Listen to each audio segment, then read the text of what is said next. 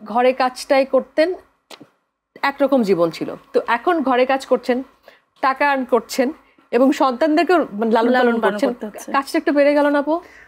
বিষয়টা হচ্ছে যে ইচ্ছাটা অনেক বড় বিষয়। আমরা কিন্তু অনেকে ঘরেও বসে থাকি, অনেকে বাইরে কাজ করেও সংসার সামলায়। তো সেক্ষেত্রে আমার মনে হয় যে একটা ইচ্ছা শক্তি থাকতে হবে, পাশাপাশি হচ্ছে যে আমাদের কমিউনিকেশনটা অনেক হাই হতে হবে, যে অন্য মেয়েরা কি করছে তাদেরকে দেখে শেখা। তো আমরা যেহেতু একটা ফাউন্ডেশন চালাচ্ছি এবং এই ফাউন্ডেশনটা, অনেক রকম ফাউন্ডেশন বাংলাদেশে আছে, বাট পুষ্টি ফাউন্ডেশনটা শুধুমাত্র পুষ্টি নিয়ে যে সেবামূলক কাজগুলো হয় সেগুলো নিয়ে, এবং এখানে যারা জড়িত আছেন এরা হচ্ছে বাংলাদেশের যেসব হসপিটালে ডায়েটিশিয়ানরা কাজ করছেন এবং এনজিও বা পাবলিক সেক্টরে যে পুষ্টিবিদরা কাজ করছে তারা কিন্তু হচ্ছে এই ফাউন্ডেশনটা হচ্ছে জড়িত, এবং তারাই হচ্ছে যে বাংলাদেশের বিভিন্ন জেলা এবং বিভিন্ন ইউনিয়ন লেভেলে যে কাজগুলো হচ্ছে আমাদের সেবামূলক, সেগুলোতে কিন্তু তারাই হচ্ছে অংশগ্রহণ করছে। এখন কীভাবে করছে এটা তো আমরা নিশ্চয়ই চাকরির পাশাপাশি করছি, তাই তো? আমাদের সবার একটা জব আছে, সবার চেম্বার প্র্যাকটিস আছে।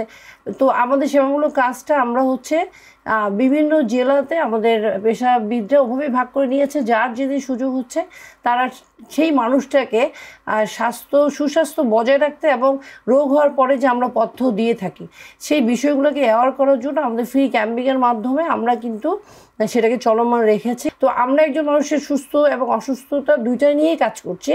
তো সেটা একটু ছড়িয়ে দেওয়া, হ্যাঁ, গোটা বাংলাদেশে ছড়িয়ে দেওয়া, যে জায়গাগুলোতে পুষ্টি সেবাটা যাচ্ছে না সেই জায়গাতে আমরা মাঠ পর্যায়ে কাজ করছি, আমরা ঝুপড়িগুলোতে কাজ করছি, আমরা স্কুল কলেজে কাজ করছি। এমনিতেই কিন্তু আমাদের দেশে নারীরা কিন্তু ডাক্তারের কাছে কম যায়, নারী পুরুষ সবাই। আমাদের কিন্তু এক ধরনের ডক্টর ভীতি বা গিয়ে চিকিৎসা সেবার প্রতি এক ধরনের ভীতি আছে।